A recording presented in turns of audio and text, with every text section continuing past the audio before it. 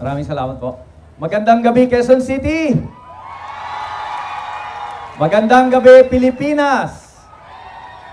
Nais ko pong magpasalamat sa Rappler.com sa pagkakataong ito. Alam niyo po, yung mahirap na kandidato katulad ko, talagang ng kakataon na tayo ay nakakapagpaliwanag ng ating track record at plataforma. So maraming salamat po sa Rappler. Ako po ay 9 na taon na pong congressman, no, as a party list representative ng bayan muna. Kaya po ako tumatakbong pagkasenador sa panahong ito.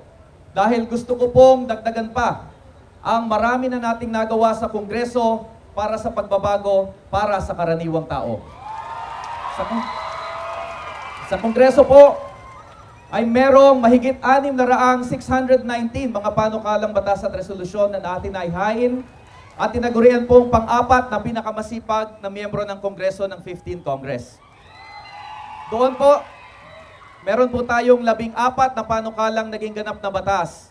At ilan nga dito ay ang batas na nag-e-exempt sa mga minimum wage earners sa pagbabayad ng withholding tax, kaya medyo lumaki ng konti ang sweldo ng ating mga manggagawa.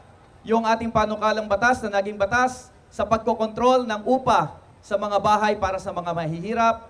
At saka yung batas, yung Public Attorneys Act na nagdagdag ng mahigit 400 mga abogado sa ating Public Attorney's Office, nagbibigay po ng libreng serbisyong legal sa ating mga mahihirap.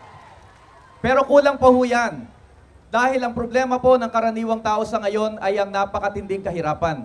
At ito po ay problema na dulot ng isang sistema kung saan ang iilan lang at mga dayuhan ang palaging nakikinabang sa ating ekonomiya, pati ho sa ating politika. Sila-sila na lang palagi ang mga karaniwang tao, hindi umaasenso, hindi umuunlad.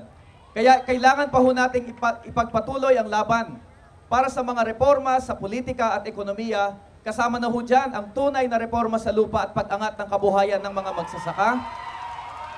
Kasama rin po dyan ang pagtataguyod ng mga sarili nating industriyang Pilipino para magkaroon ng permanenteng trabaho at maayos na sweldo ang ating mga manggagawa. Siyempre, ang pagpapababa ng presyo, lalo na ho ng kuryente, ng tubig, ng langis at iba pang mga basic utilities. At ang gobyernong, mabuting gobyerno na nagmamalasakit sa tao. Yan po ang ating mga ipaglalaban sa Senado at humingi po ako ng inyong suporta na dalhin ang boses at karapatan at karaingan ng karaniwang tao doon po sa Senado. Maraming salamat po. Magandang gabi po sa inyo lahat.